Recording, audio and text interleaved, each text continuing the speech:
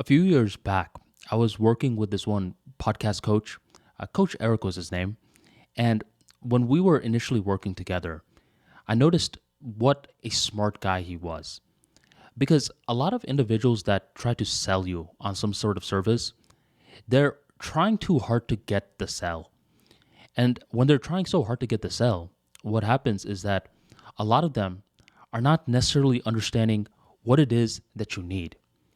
So a few years back, I was thinking about starting the ArmaniTalks podcast, and I was like, well, I don't listen to podcasts. I don't know much about podcasts, but I want to start one anyways. So I go on Google and I began to type out different podcast coaches that are out there. And this is when I stumbled onto Coach Eric. I filled out one of his forms. He called me back for a free 15-minute consultation. And within this talk that I had with him, I wanted to explain the vision for what I was going for. Around that time, I was also in Toastmasters.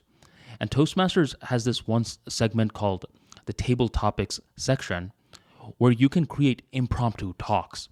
No preparation, you're just speaking from the heart. And something about that just like resonated with me. I can't quite put it into words. It's more so a feeling. And I told that to Coach Eric. I'm like, I want these episodes to be completely unscripted. I want it to be raw. I'm tired of all these edited content nowadays, man. Straight raw talk. And what Coach Eric could have done was be like, nah, man, that's not how we do it over here. We go by the script. But that's not what he did. Instead, he just said, tell me more. So I told him more. And you know what he did next? He's like, I completely understand what you're trying to say. And he didn't just leave it at that. He explained from his perspective of what I was trying to say, and he nailed it. That day, I decided that I wanted to work with Coach Eric, and him and I worked very well together. I re-upped the package a couple of times, and I was able to learn a lot from the gentleman. And there was this one session that stood out. One day, we were doing this one particular talk. I was doing the talk, and he was evaluating it. And midway in, he's like, Armani, I really felt like you could have told a little bit more stories in this episode. I was like, oh yeah? He's like, yeah. See, Armani, here's what I would have done. And then, on the fly, he is telling this very in-depth story.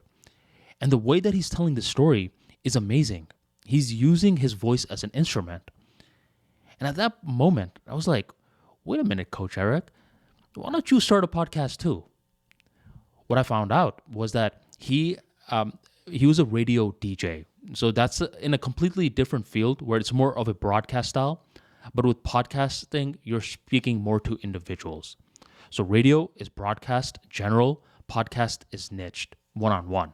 I was like, Coach Eric, you could literally dominate on podcasts. And I don't know, I think he considered it. Maybe he started his podcast already. But what I started to notice was that this gentleman was using his voice as an instrument. And after that moment, I just started to get very curious about the voice. I was like, what the hell is the voice? Like, you can't hold it. You can't touch it. You can't smell it. Well, for some of y'all, maybe you can't smell it. You know, you guys gotta brush your teeth every now and then. But the main thing is that it's intangible. So I started to get more curious about the voice. I learned more about it. And eventually, I stumbled upon this one guy who was blind. And since he was blind, he needed to use his other senses much more effectively. And the senses that he sharpened a lot was hearing. Nowadays, he's at that state where he doesn't just hear the voice. He hears an instrument. And this guy was breaking down the different components of a voice and how it is very similar to a musical instrument. It's a mix between a violin and a flute. And the way that the voice works is like this. You first have a thing called energy, which is the breath. Okay, without that, you have nothing. Then you have the vocal cords, which turns the breath into sound. Then you relay that sound into a place called the resonators, otherwise known as your jaw. And the resonators gets all that sound and puts it in one spot. And finally, you have the articulators, which chops the sound into words that are understood by others. And the articulators are the lips and the tongue. When I was learning more about this, I was like, wow, like here is this thing that us humans have, but we never take the time to appreciate it. Now, imagine if someone came up to you and was like, you can't speak for a day. You're going to be like, that's not too bad. You can't speak for a week. Now you're like, then how the hell am I going to go in the drive-thru in McDonald's? How am I going to order that Big Mac? Then this person says, you can't ever speak again. Now it's beginning to hit you. It's like, never speak again? That's a problem. Well, there are humans like that. They have a thing called focal paralysis where they can't speak. Or if they try, they have a very soft voice. So these guys are probably like, man, if I had the voice, I'd be crushing it in life. But a lot of humans with voices, they're like, I have the voice, but I don't appreciate it. I don't even know how it works. And these are the kind of questions that people who learn about soft skills eventually began asking. See, my background started off in engineering. I got my bachelor's in electrical engineering, and I got my master's in business analytics / information systems, which is somewhat like engineering. It's called systems engineering. And I spent a couple of years just working in a variety of different fields, getting practical experience, ranging from aerospace to finance to the electrical space and much more. And I noticed this big gap. The gap was that a lot of these engineers, they had brilliant technical knowledge. Like they knew the system inside and out. They could speak to a machine with charm, with swag. But by the time that it came down to speaking to humans, they didn't have that charm or swag. They were a little weird with it, or they were very mean. A lot of engineers, like you could say that they lack social skills, but let's cut straight to the chase. A lot of engineers are blunt. The reason that they're blunt is because that's what we were trained like. We weren't trained for warmth. We were trained for black and white thinking. So whenever an engineer sees someone doing something wrong, they'll just tell them. But this is where there was this disconnect. The business analysts, otherwise known as the BAs, they were the ones dealing with the stakeholders, the other people, the people that were pretty much purchasing the project from our company. And the BAs had this charm, and they were capable of speaking to humans. But where they lacked skill was understanding the technical aspects of a machine. So whenever the stakeholders were asking innocent questions like, is this system going to be predominantly powered on battery or capacitor? The business analyst like, I don't know. Let me get back to you. And you keep saying, let me get back to you enough times, eventually the stakeholders are going to view you as incompetent. Now, I was an outsider at this point because I was just starting off my career, and I was thinking, how come these engineers don't have some presentation skills? And how come these BAs don't have better hard skills? What gives? Why are we separating these two for?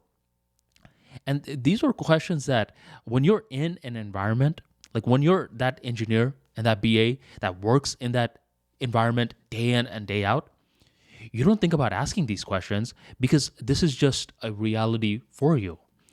But that is a way of the past. Nowadays, it's imperative to have both. Like you need to have hard skills. Like you need to understand how to use instruments. And it doesn't have to be like overly complex either. A lot of these instruments nowadays are pretty much set up for you with a beautiful GUI, otherwise known as the graphical user interface, where you just need to have a purpose, and then you can use the instruments effectively. But it's not just about using the instruments effectively either. You need to be able to communicate your message. That's very important. So hard skills is about learning how to use instruments. Soft skills is about becoming the instrument. And when you think about it, that's a very profound way to view reality. Because the ego that every human being is born with is like every human being out there has tons of experiences from the second that they were born all the way up until their current age. And they can't necessarily identify with all of the experiences. So they identify with a select layer. I am an American. I am a Muslim, Christian. I am a Democrat and such. The ego gets all of that data and creates a label out of it. And that label is what influences the decision making for the mind, body, and the intellect. So whenever the ego hears you have to become the instrument, the ego's like, I'm not becoming the instrument to anything. I am the boss. And this is why people who have a lot of pride struggle with soft skills. It's like these are the guys that will go out of their way to confuse you whenever they're over here explaining something. They're not trying to explain something so the other person understands. They're trying to explain something so they themselves feel like a genius. They're like, oh, you don't know these fancy words that I'm using? Oh, trust me, I get where you're coming from because I got trained for this. I went to school for it. I am doing X, Y, and Z. And it's like, I don't care. Just explain the concept to me. Speaking simple is such a useful skill set to have, because where there's one group of people that's always leaving others more confused. If you're like, let's say you're less qualified than the person who's leaving other people more confused, you're less qualified and you could speak in a simple way, you'll have more opportunities. Because just think about this for a second. The average human has 30,000 thoughts a day. I don't know how they measure these types of data, but let's just give them the benefit of the doubt. Whoever made this statistic, the average human has 30,000 thoughts a day. So when they have that many thoughts, do they want another human speaking to them in a way that causes them to think more? No. They want another human that makes them think less, that just allows them to be present in the moment. When you see a baby laughing, are you thinking a lot? Like, oh my God, let me see that. When you see a cute little puppy, are you thinking a lot? Nope. You are present and in the moment. And that's what people will determine on whether they like you or not. It's like some people get it backwards. They're like, well, what can I say to be liked more? Like, what's like the joke that I tell? What's the personality that I mimic? Like, who do I become in order to be liked more? And they're focusing so much on the words. But you know what they're not focusing on enough? The energy. The energy is also a word that like a lot of hard skills people don't mess with. I know because I'm speaking from experience. Whenever I hear someone say energy, I'm like, oh no, it's one of these guys. But energy doesn't have to be made in a very mystical fashion. It could be something that's very practical in nature. I like to just view it down to the simplicity. There's two types of energy out there. There's empowering and then there's draining. When someone is deciding whether they like you or not, they literally just boil it down to these two decisions. Did this other person empower me more or did they drain me more? If they drain me more, then at a baseline level, I do not like this person too much. And if they empowered me more at a baseline level, I did like them. So this may seem like it's a little too simple, but a big part of understanding soft skills is about training the mind for simplicity. To see simplicity in a mind that normally gravitates towards complexity is a skill set. Whenever you see a human that speaks in a very simple way, don't think that's how they were born. Like if you allow a person to ramble, they absolutely will ramble. So this is what I also call the dark parts of being a good listener. When you're being a good listener, here's how it works in a very logical world. You're over here having a conversation, the other person is speaking, you're over here listening, and then you're thinking, okay, I've been listening to this guy for some time. Now, this person should do the fair thing and listen back to me, right? But that's not what always happens. Instead, what happens is you're thinking that this is going to happen. You're like, at any moment, this person is going to stop talking and they're going to give me the spotlight. They're finally going to be like, you? But they're not. They're over here just talking more and more and more. And eventually, you're like, man, enough of this. I'm going to take the spotlight. So you forcefully take the spotlight, and now you begin telling a story about yourself. And you're thinking that this person is going to give you that same level of respect that you gave them. But that's not what's happening. Instead, this person is like, giving you that low energy. And their face, it looks like so mopey when you're speaking, where it's draining your energy. And now you can't over here tell that story of the promotion that you got with fire. Instead, it's just like, oh man, like this guy's body language is making me want to wrap up my story. So you wrap it up. And this person, like once they see you wrap it up and they're about to talk about themselves again, they spring back into life. Now they're over here talking more and more and more. And you're like, well, what gives, man? What's the point of being a good listener if people are just going to ramble to me? And when I want to speak back to them, they're over here with this glazed look in their eyes. Here's what I want to say, my friend. In this scenario, both parties are at fault. You are at fault because you allowed another person to ramble, and the other person is at fault because they rambled. So let's break that down. Human beings, when they ramble, they feel the same pleasure sensations as having sex. It's identical. And more specifically, rambling about themselves. Like if you can get a human being to speak about themselves, you don't really need to often say much. Unless you're dealing with a private person. For the most part, humans love to speak about themselves, and it is the pleasure sensations of sex. So imagine that you're pretty much priming this guy to feel so freaking good talking about themselves for 15 to 30 minutes, and you're just passively listening with your head like just nodding like this. And then abruptly, you take the spotlight away from them. How do you think they're going to feel? You're blue balling them, dog. So they're going to be like, man, this guy's annoying me. Even if it's logical or not. That's just how they're going to feel. So you're wrong in that regards. It's much better to every now and then sprinkle yourself into the conversation. There's two types of listening out there. There's sponge and then there's trampoline. Sponge is when you're doing a thing called passive listening. You're just absorbing, okay? And typically you're doing sponge listening when you're a shoulder to cry on. And someone over here is like, let's say they lost, let's say their son died in a car accident and they're over here talking to you. You're just over here like, doing your best to just be present in the moment. And every now and then you're doing, like these verbal gestures. That's called sponge listening.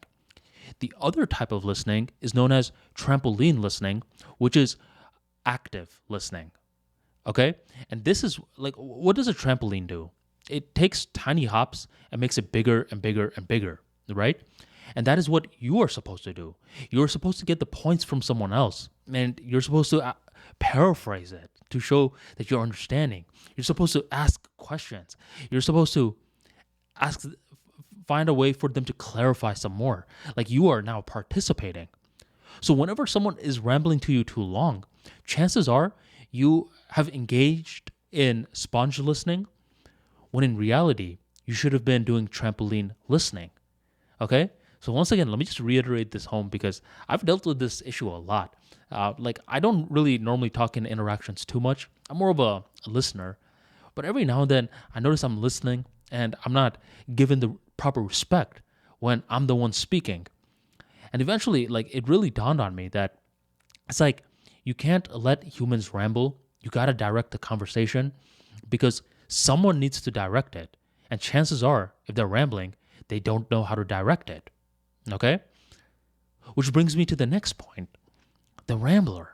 It's like, why are you rambling for? And it's like, we already answered that. It's like you never see a polished baby. It's like a baby at the core state when they're first learning language, they're saying whatever is on their mind, right? So that's the baseline state. If you ever wanted to work on your rambling skills, I have a fun little exercise. The exercise is to create meaningful sentences with one words.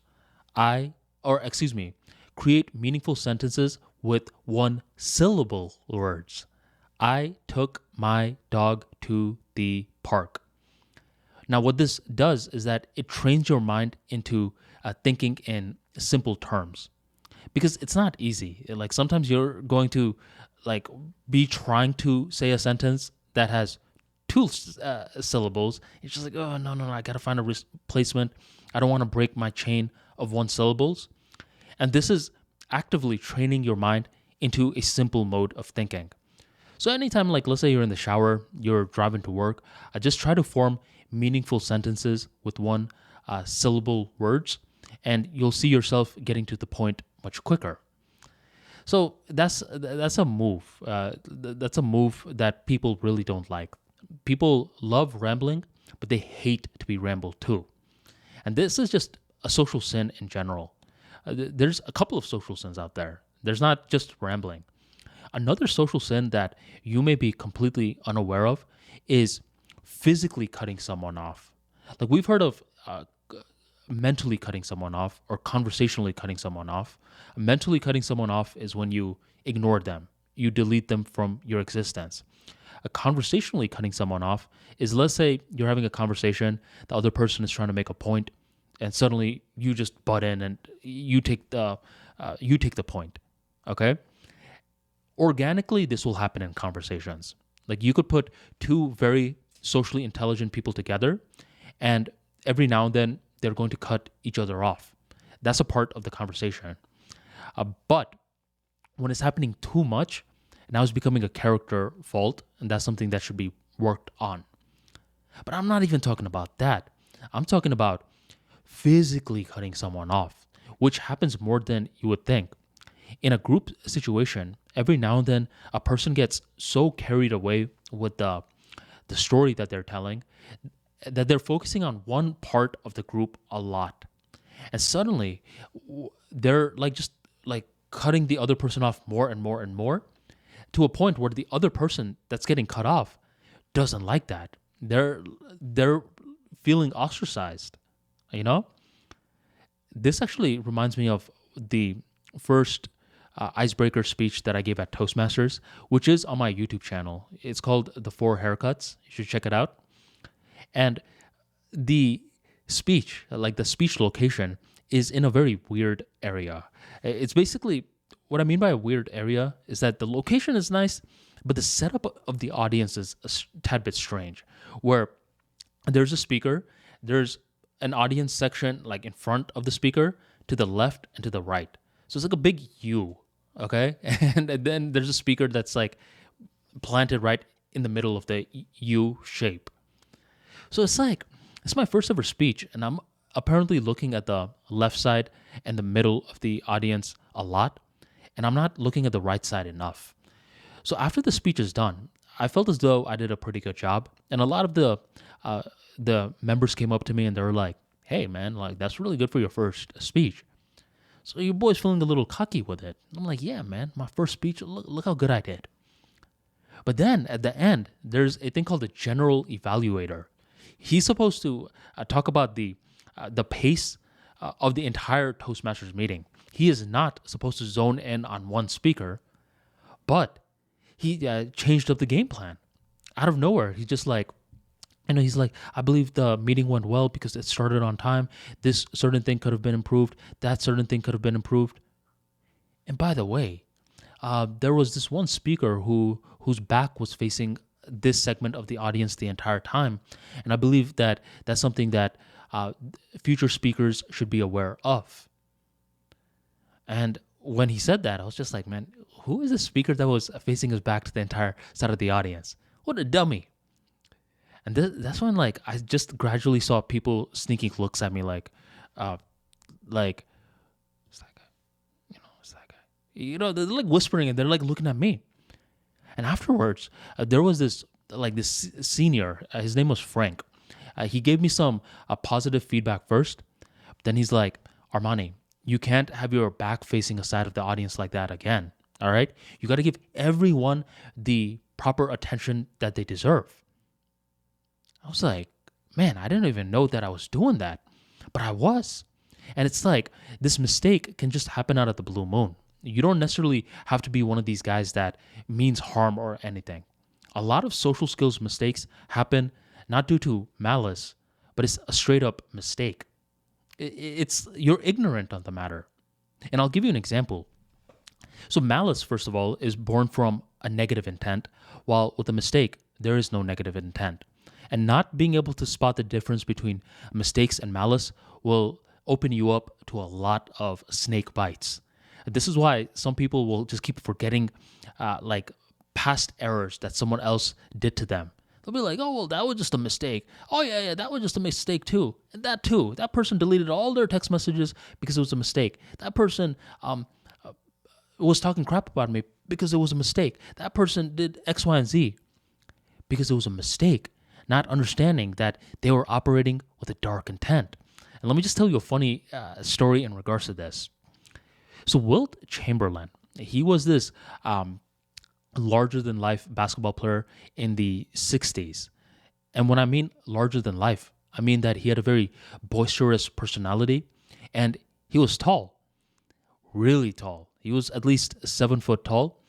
And what would happen was different people would just routinely walk up to him. They'd look up, and they'd be like, well, what's the weather like up there? Now, if you're thinking about it, it's like if I saw someone that was 7 foot tall, I want to talk to this person, right? I don't know why. I just have this primal urge to talk to them because I normally don't see someone that tall. I may be like, do you play basketball or something? Or if I'm feeling jovial that day, I may be like, what's the weather like up there, homie? Not meaning any harm. But the thing is, for the 7 foot community, even though it's very small, get it? Small? It's a pun. They don't like that question. They find that very annoying. And they draw a very similar analogy. Like, let's say you find a really fat person, like not just a regular fat guy, like a tiny little belly. I'm talking like morbidly obese. And you go up to this person and you're like, well, what's your pant size like? Like, just naturally, we know that's a very inappropriate question to ask. It's like, you don't ask someone that. So that's when Wilt Chamberlain draws the same parallel. He's like, well, why is it not okay to ask someone what their waist size is, but you can ask a tall person what their shoe size is? And I never thought about it like that. Like, for the longest time, I just thought like that was a okay question to ask. What's the weather like up there? What shoe size do you wear? Where do you buy clothes from, homie? But a lot of tall people find that as disrespect. Now, is this a mistake or malice on my end? It's a mistake because it's just born from ignorance. Now, imagine that Wilt Chamberlain informs me. He's like, Armani, I don't like when people ask me that, okay? So one day, Wilt walks into a social that I'm hosting, and I remember the conversation that I had with him about his pet peeves.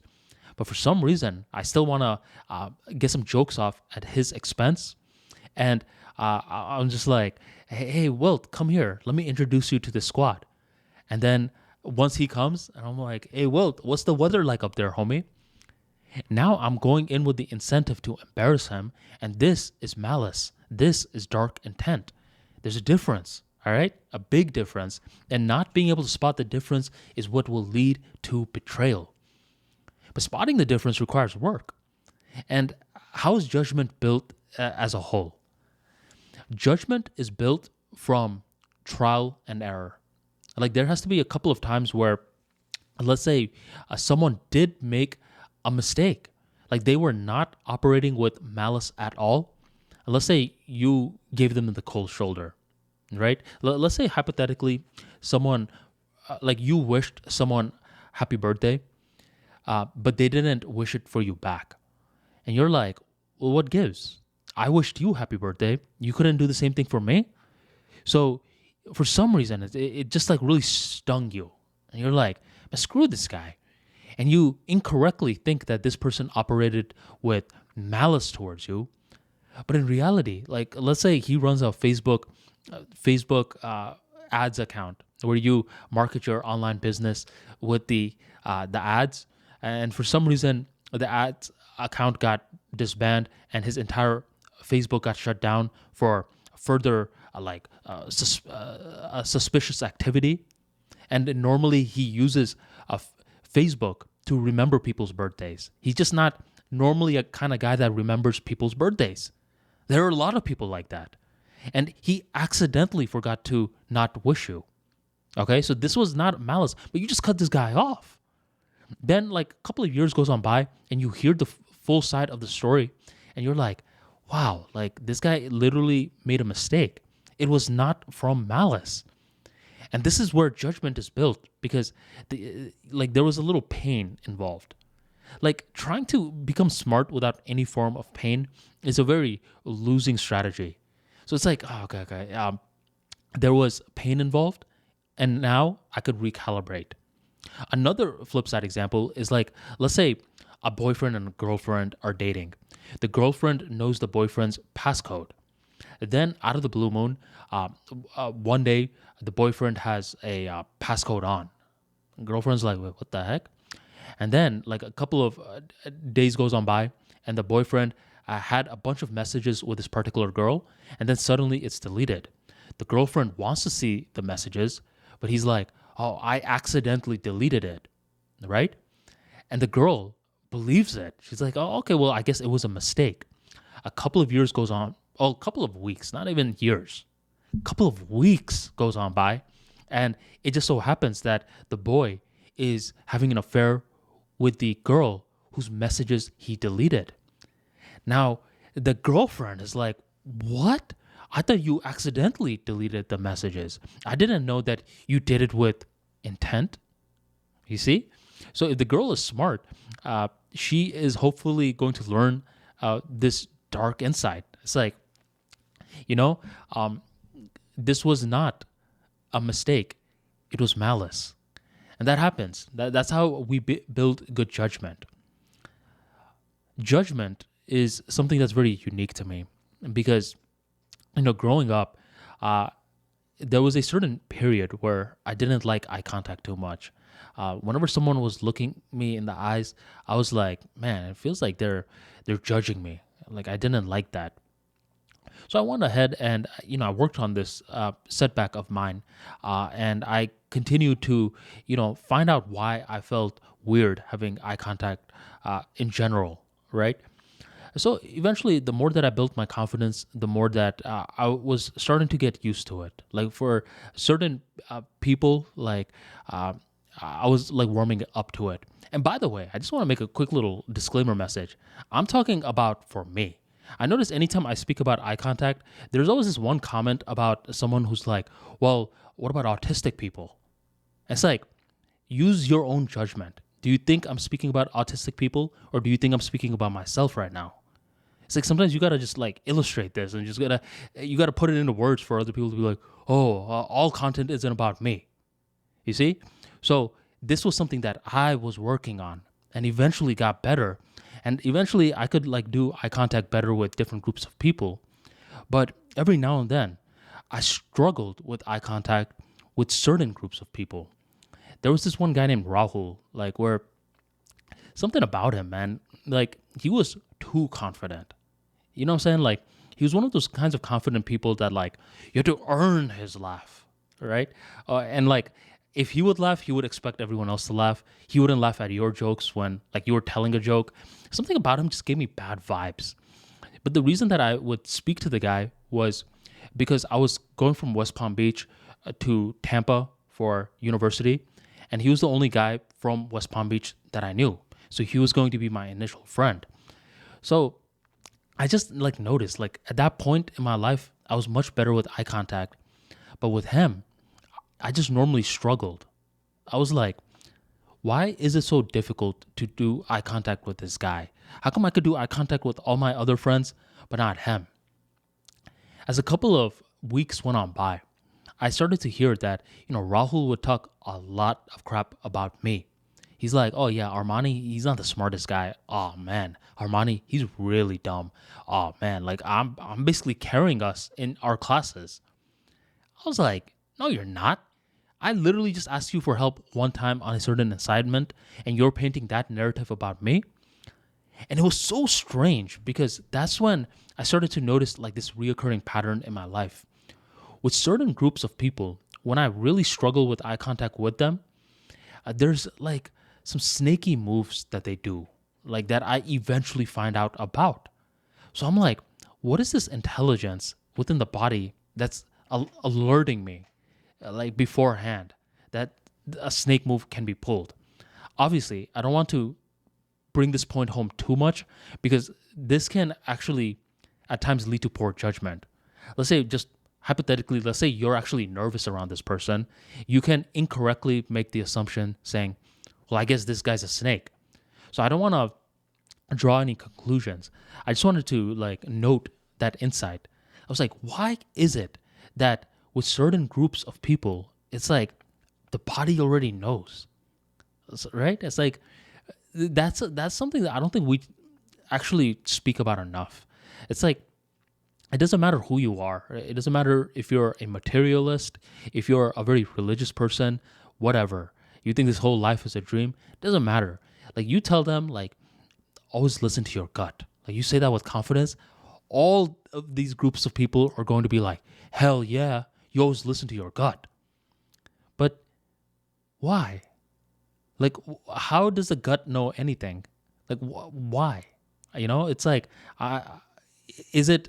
Can you explain it from materialism? It's like, well, yeah. I mean, because the subconscious mind is something that is evolving and it's trying to take in data that will protect you and keep you away from harm. Okay, that's like a materialist explanation. Then the metaphysical one is like, our stories are already written, and the written word of our life is trying to warn us when something is outside the scope of the signal. It's letting us know when we are straying away from the signal, aka it's warning us from bad people. And I'm like, wait a minute. That definition also makes a lot of sense as well. It's like, let's say you're a filmmaker. Like, what does a filmmaker do? They record a lot of film based off of the script that they have. And then after they record a lot of film, they chop away at it. And they know what to chop away, right? They can spot the signal from the noise. Signal is meaningful information versus noise, which is, it's crap because they have a script. So it's like, it's like the metaphysical explanation for the gut instinct also makes sense. So it doesn't matter if you have a materialist worldview or a metaphysical worldview. It's like the gut instinct is important. But to understand the gut instinct, like you really need a system that is humbling you, right? There has to be some sort of system out there that's humbling you. Otherwise, intuition can be confused as self-greed and vice versa. Self-greed can be influenced or can be confused as intuition. And I'm sure we've all seen someone like this. It's like, I just stole from my business partner because my heart told me to. It's like, this person literally thinks that they got like this insight, right, on why they should steal, like as though it's for the greater good. But nah, it's only for their own good. A lot of intuition often can help you out and help out multiple people in the process, while greed, self-interest, only helps you out. So every now and then, if you're thinking about, okay, is this intuitive in nature or is it self-greed? You want to at least think, is this helping anyone but me? Anyone, okay? And the term intuition is very important to me. I don't mean about it in like straight up like flashes of insight where you can't control it. I'm talking about intuition, insight that can be systematized. Because the ArmaniTalks brand predominantly relies on impromptu speaking. And if you want to learn impromptu speaking, it's a very difficult skill set to learn because there's not that many people speaking about it. So if you want to learn the skill set and you're really serious about it, then you're going to have to learn from different people out there. And one field that you can learn a lot from is from hip hop. Now, with hip hop, there's two groups that often form: people who read off their raps and other rappers that are freestylers. So one time, there was an experiment done about the difference in brain states of someone who is reading off their rhymes versus a freestyler. And the person who's freestyling, the sense of self portion of the brain is completely deactivated, which means that they're tuning into this infinite sea of potential, and they're turning the probabilistic insights into particle-based reality, such as the words. And I'm like, that's impromptu speaking. A lot of the times, like, the cheat code to creativity is not preparing. It's like when you're preparing too much, now you're engaging the logical self. You're second guessing yourself a lot. But when you're doing impromptu speaking, it's straight courage. Because sometimes you're over here starting something, right? And you're starting it in a certain way where you're like, okay, I don't know where the hell I'm going with this, but I can't stop. I got to just keep going with it and expect that it's going to eventually connect. And if you keep it up, it is eventually going to connect. And once you're done with the talk, you're like, how the hell did that happen? I mean, I didn't plan it out. It just sort of happened. And that's when you're starting to see some similarities between you and the freestyle rapper. It's like the sense of self portion of the brain is disconnected. You are becoming the instrument to something, and that is leading to intuition and insights. But it needs to be systematized, though. That's why, like, there's literally one rule with impromptu speaking. Like, if someone wants to learn it, just one rule, not 50 different rules with, like, different sports, just one. You want to know what it is? Do not start over. Don't. Because this is what holds people back. Sometimes they'll start a talk, and as they start to talk, like midway in, they're going to be like, well, I don't know where this talk is taking me. And they're going to be like, I'm going to start over. I'm going to hit stop and start over. There's only one rule. Like, if you want to play this game, play it. Do not start over. Okay? Just keep it going. However it ends up, that's how it ends up. Okay? And this is where I think, like, we shouldn't be too reliant on technology. I think one thing that holds a lot of people back is that they rely too much on the technology. Like, if they're over here fumbling, they're like, well, I'll edit it out. It's like, I get that. Like, I really do get that. But I do believe that if you're smart with it, like, you should have a certain segment of your life where you embrace imperfections. See, machines are meant for perfection, but humans are meant for imperfection. Because in imperfection is where you're pushing the boundaries. And as you're pushing the boundaries, you're opening up the possibility to reach innovative insights. If you're always playing it safe and you're just doing what everyone else is doing, you're not taking any risks. But do not be fooled. There are two kinds of imperfection. One imperfection is the bad attitude. And this is typically attitude that you get when you're doing something that you shouldn't be doing, or you're doing something that a machine should be doing. It's like if you go to a fast food restaurant, you'll see a lot of people nowadays have a very bad attitude. And I can't blame them. It's like a lot of them are over here spending hours and hours flipping patties, and they're over here pouring the fries into the oil, and the oil is splattering on their skin. They feel like pain. It's like, that could be automated. Like, a machine can literally do that. So since they're doing a job that a machine can do, they're gonna, like, feel agitated about this. Okay? So that's the bad kind of imperfection. The good kind of imperfection is fun. Think about it. Anytime that you're having fun, is everything going perfect? No. As a matter of fact, it's not. You're over here, like, let's say you're trying to build like Legos. Like, anytime that you're over here trying to do it, like, sometimes you're like, oh man, I see it in my mind, but I can't necessarily make it. So you're failing a lot. What's that one game? Is that game where like you pull the block out and see uh who makes the blocks break first? Let me just Google it. I think it's called Jenga. Yeah, the game Jenga. Like you have like this huge stack, and you keep pulling out brick by brick to see who is going to pull the untimely brick that's going to make the whole tower fall. That game is built around imperfection. So you have the most fun when you welcome imperfections rather than try to optimize it out of your system. Okay? And this is where storytellers get it right. A lot of the filmmakers, whenever they're creating stories, a lot of them are like, okay, we're painting ourselves into a corner right now. Like, how the hell is this character going to get out of this particular conflict? And seasoned directors are like, yeah, like we've painted ourselves into a corner. Time to find a way to get out of it. And that process of you trying to get out of it is where so many creative insights are born. Maybe there's another character that rescues this character.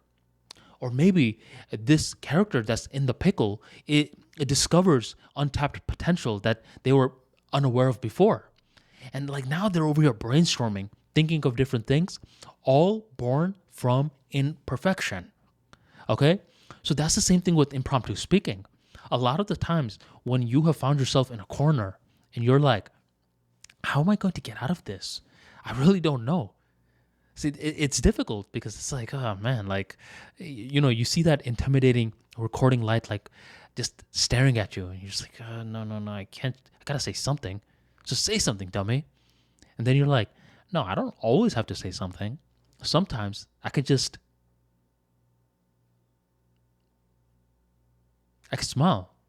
I could work on my body language. And that body language is implying messages to the other person. And as that is happening, now I can gather my thoughts. And as I'm gathering my thoughts, I'm over here just keeping the momentum going. I am not starting over. I am not breaking the one rule of impromptu speaking. So by doing this, it's like impromptu speaking. Like, I got other stuff to do, homie. Like, why would I even do something like that? I could do plant speaking. The reason why is because things are just moving too fast. It really is. Like, I don't want to give that answer, but it really is moving too fast. And it's like if you always need to plan everything that you're going to say, then you're going to be nervous a lot. Let's say you go to a job interview and like 5 of the people that are going to be interviewing you are nice. They're going to throw you softballs. But one guy just walks in and he just got divorced recently. You could tell he's like upset with life and he wants to take out his aggression on someone. You have suddenly been introduced with uncertainty. What are you going to do? Are you going to be like, oh no, I didn't plan for this guy? If you know impromptu speaking, your faith does not waver at all. You thrive in uncertainty. I like to call impromptu speaking an insurance policy against speech anxiety. Because when I was in Toastmasters, there was a certain period where, like, after you give a certain amount of speeches, you're going to eventually be given a mentee. And if you're lucky, you'll get a couple of mentees. And you could see how much you know about public speaking as you're answering questions. And from there, you'll also see what typically makes people fearful. One of the things that really makes someone scared is forgetting their talk. Like they really are panicking. And they're like, if I choke my speech, I'll look like an idiot, But it's like, okay, well, why don't you learn to think on your feet even if you do forget your speech? And see, this is where sometimes a mentor can help you. They'll ask you questions where you're like, I never thought about it like that. And that's why Toastmasters, in my opinion, is clutch with table topics. Like Toastmasters gets a lot of hate too. I'm perfectly aware of this. I have made blogs and videos on the pros and cons of Toastmasters. I'll start off with the cons, the bad news first, and then I'll talk about the pros. First of all, Toastmasters is a global public speaking club. that helps you out with planned speeches, evaluations, and impromptu speaking. Okay. Alongside that, there are different positions that you can volunteer for. You could be the grammarian, where you're monitoring other people's grammar. You could be the timer. You could be the general evaluator. You could be the Toastmaster, the guy who leads the meeting. There are plenty of different speaking opportunities. So that's what Toastmasters is. Now, some of the cons is that one con is that they get you really focused at times on the filler words, where occasional filler words I don't think is bad. I actually think it's a good thing because it humanizes your message more. And a lot of smart people, like let's say a person reads a lot, you'll notice that they say a little bit more because their ideas are so grand that they need a little bit of leeway in order to generate the idea. So every now and then, I think Toastmasters focuses a little too much on the filler words, or at least they did for one particular club that I was in. Another con of Toastmasters is depending on the size of the club. If it's a very small club, then what will happen is that a lot of newbie speakers are going to be called to evaluate someone else's speech. But I don't think that's smart because a newbie speaker is not in the position to evaluate someone else's speech. You should at least have given 5 to 6 speeches before you even think about evaluating, because now you know what to look out for. So that's another thing. So sometimes you get like not seasoned evaluators. So those are 2 cons. And another con that I would say is that it really gets you focused on the delivery at times more than the message, where this is club by club, by the way. But you don't want to be one of those guys that focuses so much on the how that you completely undermine the what. Like you really need to take some time to understand what type of talk that you're giving. So those are some of the cons. The pros are literally the opposite, which is like the last con that I ended off with was it gets you really focused on the how versus the what. But nowadays, there's a thing called pathways. So you can choose the path that is best for you and your lifestyle. So let's say you want to be funnier. You could choose the comedy path. Let's say you want to be a better leader. Choose the dynamic leadership path. Let's say you want to work better in teams. Choose the team working path. So nowadays, like if you have the right path that is congruent to you, you want to work on the what, right?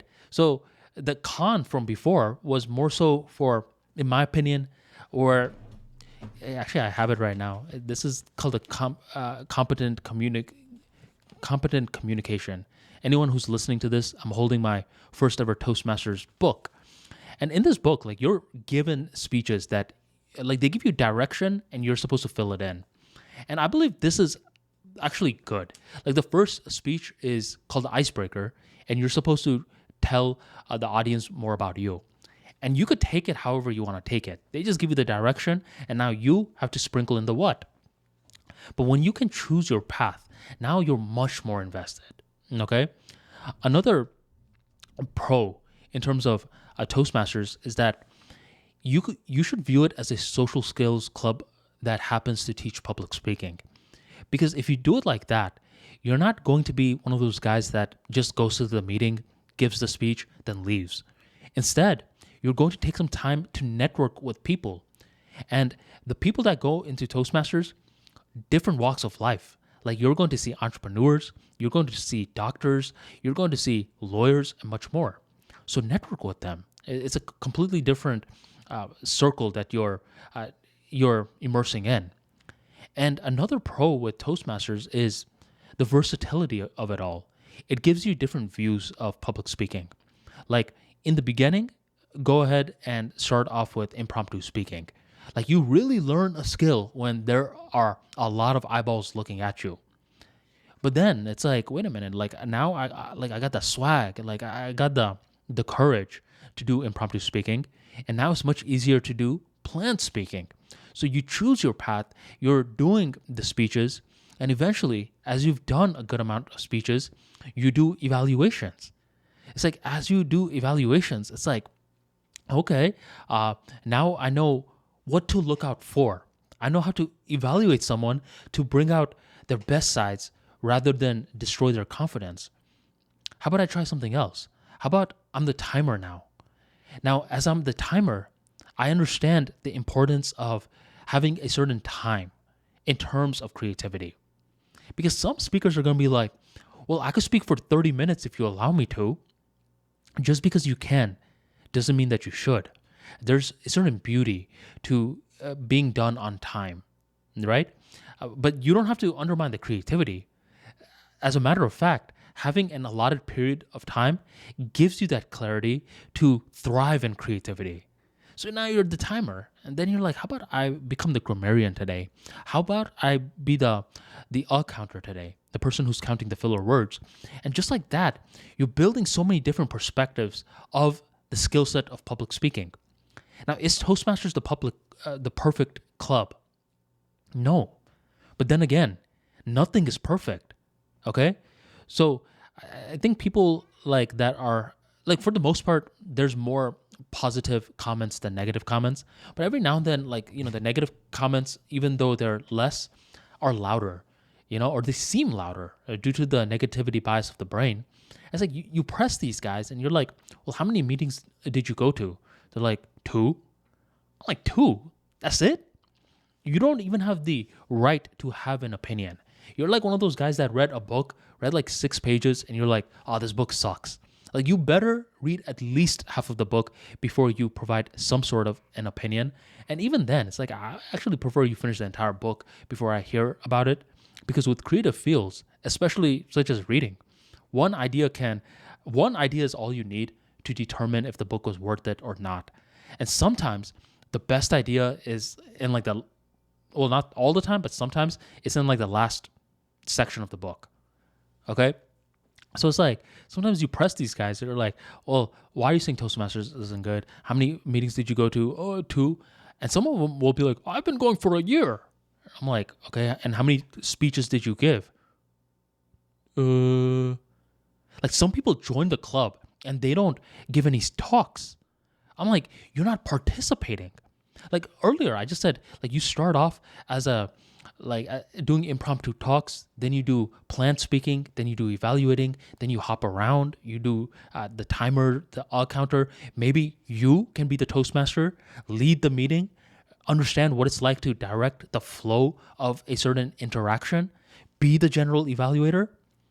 But instead of doing that, they just come with a whiny attitude. They're just coming ready to whine, just to say, like, see, it didn't work for me. I was in the club for 1 year. But it's like no effort. It's like you don't have the right to have an opinion. Okay? And it's like some people, like, they actually do put in the work and such, and they're like, this just isn't for me. And I completely respect that. Not everything is for everyone. Okay? But, for the most part, for me, I have way more good things to say about Toastmasters than bad things. It's really because it changed my life. Like, there is no ArmaniTalks without Toastmasters. Right? Like, no ArmaniTalks. Maybe I could have stumbled onto it, but like, Toastmasters was really that thing that allowed me to understand, people could learn public speaking, right? And it's like, that's when, like, in the beginning of the episode, I was talking about, like, a lot of engineers can fix up their charm. When I was working as an engineer, there were times where like there would be like these town halls, and we'd have to explain what our system does to like at least 200 to 300 people. My team was like, well, who's going to give the talk? I was like, I'll give the talk. And they're like, you're actually going to do it? Like, you don't need us to do anything? I'm like, no. Like, you guys are really going to let me do the talk? And they're like, let you? We want you to, because they didn't want to do it. Imagine speaking in front of so many of your coworkers. And let's imagine that your heart is beating so loud that your voice is shaking in front of your coworkers. It's just embarrassing. So they didn't want to do it. So I'm like, I'll do it. And after I did the talk, they looked at me in a very positive light. Like, there was more leeway. Like, sometimes, like, let's say I came to work late, they wouldn't say anything. They'll be like, well, Armani, like, he'll do the talks for us. Like, the high pressure stuff, he'll do it. So it's like, let's give him some leeway in certain stuff. And these are the phantom opportunities that stuff like public speaking can do for someone. It's like these opportunities where people look at you in a certain way. Like you get invited to a wedding, you're the best man, and you give that fire best man speech. People in the wedding are looking at you with awe because there were like, let's say, a lot of other groomsmen, like a lot of other people that didn't want to speak. Or if they are speaking, they're just reading off their phone the entire time. You, with your phone away, are looking at the audience. You're segmenting them properly. Your back isn't facing anyone for the entire talk. And that is what showcases true confidence. So learn public speaking, however you see fit.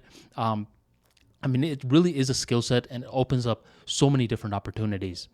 So I've been talking for over roughly an hour now, and I'll take my own advice. Time is very important for creativity, and I'm going to try to ensure that these talks go over no more than 1 hour. So thank you very much for joining the ArmaniTalks show. Go on and drop that like if you're watching from YouTube, or leave a review if you're listening from audio. Thank you.